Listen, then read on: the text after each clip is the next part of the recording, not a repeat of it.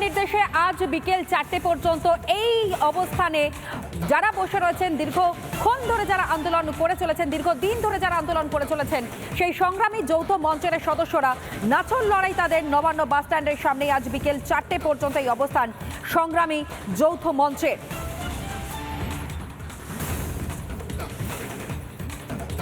শীতের রাতকে উপেক্ষা করে আন্দোলন জারি রয়েছে এবং এই মুহূর্তে সেখানকার কি পরিস্থিতি রয়েছে, স্লোগান কতটা পর্যন্ত রাজ্য সরকারের কানে গিয়ে পৌঁছচ্ছে সেইটা অবশ্যই আমরা জানবার চেষ্টা করবো। আন্দোলনকারীদের সঙ্গে কথা বলে এলিনা আমাদের প্রতিনিধি এই মুহূর্তে আমাদের সঙ্গে একেবারে সরাসরি। এলিনা, রাত থেকে দিন থেকে দুপুর, দুপুর থেকে বিকেল, প্রতি মুহূর্তে এই আন্দোলনকারীদের সঙ্গে কেবলমাত্র বাংলা চ্যানেল রিপাবলিক বাংলা রয়েছে। এমনকি মধ্যরাতে পর্যন্ত তাদেরকে একা ছাড়া হয়নি, সেখানে আমাদের প্রতিনিধিরা সেখানে উপস্থিত ছিলেন। এই মুহূর্তে সেখানকার ছবিটা কি ধরা পড়ছে?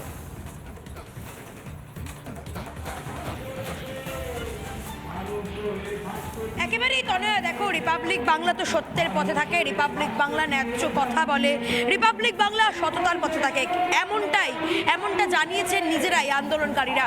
কারণ আমরা সেই প্রথম দিন থেকে শহীদ মিনারে যেদিন তারা আন্দোলন শুরু করেছিলেন সেই দিন থেকে তাদের পাশে রয়েছি।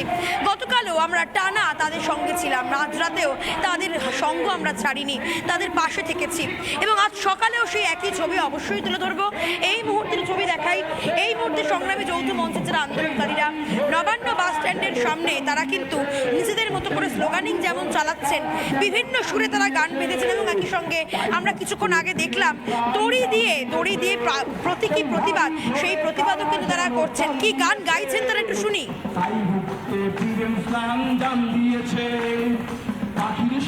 পাখির মতো উড়বে বলে, পাহাড়ে উড়ে ঘুরে গাইবে বলে। আমরা শুনতে পাচ্ছিলাম তারা বিভিন্ন সুরে গান বাজছেন। আমি একটু আন্দোলনকারীদের কাছে যাই, তারা কি বলছেন শুনবো। রাত পেরিয়ে দিন হয়ে গেল, আজকে বিকেল 4টে পর্যন্ত আপনাদের হাতে সময় রয়েছে। কি মনে হচ্ছে, কোথাও গিয়ে নবান্নের 14 তলায় আপনাদের আওয়াজ পৌঁছচ্ছে?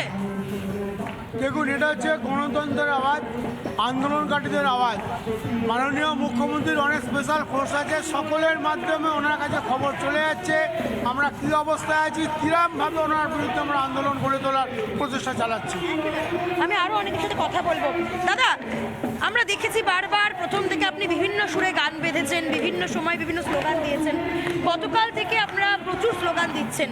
কোথাও গিয়ে কি মনে হয় নবান্নের 14 তলায় আপনাদের এই স্লোগান বা আপনাদের এই আওয়াজ পৌঁছচ্ছে? আপনারা ডিএটা নিয়ে বাড়ি ফিরতে পারবেন তো?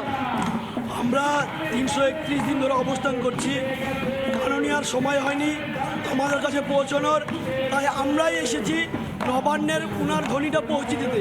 তা অবশ্যই উনার কানে পৌঁছেছে, আমরা বার্তা দিতে পেরেছি এবং আমরা রীতিমতো আমাদের কোর্টের রায় নিয়ে বসে আছি, যেটা পুলিশ কিছু শ্রেণীর পুলিশ প্রশাসন চেষ্টা করছিলেন, এটাকে বানচাল করতে পারেননি। আমরা আশা করছি আমাদের দাবি দেওয়া অবশ্যই মিটবে, অবিলম্বেই মিটবে এবং সেই দাবি দেওয়া নিয়েই আমরা উঠব। একেবারে ডিএটা নিয়েই তারা বাড়ি ফিরবেন, তারা আত্মবিশ্বাসী।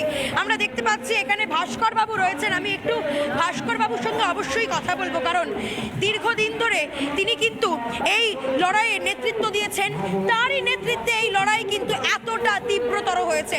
ভাস্কর বাবু, আমরা দেখেছি প্রথম দিন থেকে আপনি এই লড়াইয়ে নেতৃত্ব দিয়েছেন।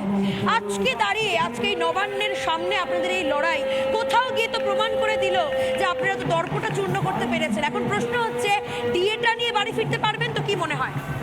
শুধু ডিএটা নিয়ে বাড়ি ফেরা তো উদ্দেশ্য নয়, তার থেকে অনেক বেশি করে আমাদের কাছে গুরুত্বপূর্ণ এই রাজ্যের ভবিষ্যৎ প্রজন্মের স্বার্থটাকে সুরক্ষিত করা। এখন ওটাই পাখির চোখ, সেই জন্য লড়াই চলছে। আস্তে আস্তে আমরা জিতছি। গতকালকে দেখেছেন যে প্রধান বিচারপতি মন্তব্য করেছেন যে দে আর অন দ্য ট্র্যাক। সুতরাং প্রধান বিচারপতিও যখন এই ভরসাটা দেখিয়েছেন, আমরা জিতবই।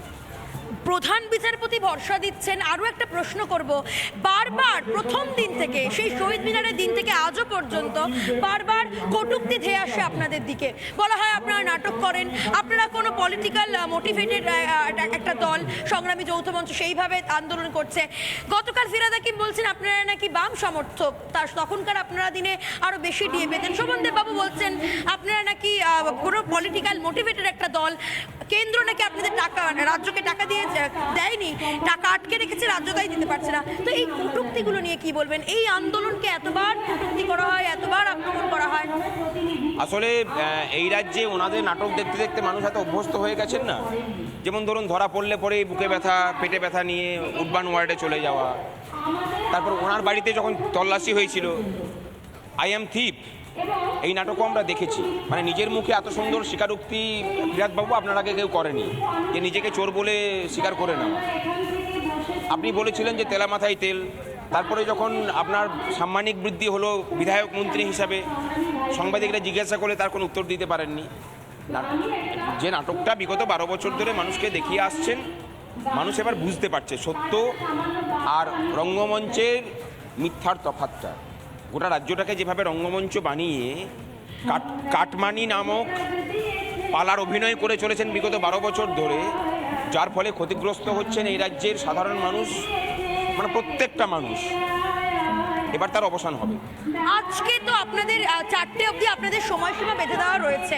একটা প্রশ্ন ভাস্কর বাবু, আজকের দিনে যদি আজকে 4টে অবধি যদি কোনো সুরাহা না মেলে, এরপরে আপনারা এই আন্দোলনটাকে কিভাবে এগিয়ে নিতে পারেন? আজকে 3টের সময় প্রেস কনফারেন্স আছে, সেই করে পরেই আমরা ঘোষণা করব সেটা নিয়ে। 3টের সময়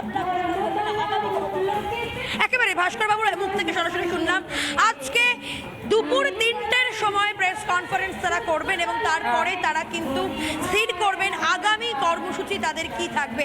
একেবারে অর্থাৎ বিকেল 4টে পর্যন্ত আদালতের তরফ থেকে যে অনুমতি পাওয়া হয়েছে, সেই বিকেল 4টে পর্যন্ত তারা তো এখানে থাকবেন, কিন্তু তার আগে সাংবাদিক বৈঠক করবেন এবং সেখানে স্থির করবেন পরবর্তী তাদের কর্মসূচি, পরবর্তী পদক্ষেপ কি হতে চলেছে। আপাতত তোমায় ধন্যবাদ জানাবো, কিন্তু যে ছবিটা আমরা লাগাতার দেখিয়ে চলেছি আপনাদেরকে, একবারে চোখে চোখ রেখে শুধু প্রশ্ন নয়, একই সঙ্গে মানুষের কণ্ঠস্বর হয়ে যেভাবে তাদের পাশে রয়েছে, দেখতেই পাচ্ছেন একদিকে দড়ি ধরে মারো টান, যেই ছবিটা দেখানো হচ্ছে ঠিক তার পাশাপাশি একদিকে স্লোগানিং চলছে, একদিকে দড়ি ধরে মারো টান। আপনারা জানেন যে হীরক রাজা দেশের অত্যন্ত যে পরিচিত একটা স্লোগান, সেই স্লোগানের আদলেই একেবারে প্রতীকী আন্দোলন চলছে। নবান্ন একটা ছবি আঁকা এবং তাতেই দড়ি দিয়ে তারা টেনে হিঁচড়ে তা ফেলে দেওয়ার চেষ্টা করছে, এবং তার পাশাপাশি যে ছবি দেখছেন এখানে কার্যত স্লোগানিং চলছে, স্লোগান করছেন, বিক্ষোভ দেখাচ্ছেন।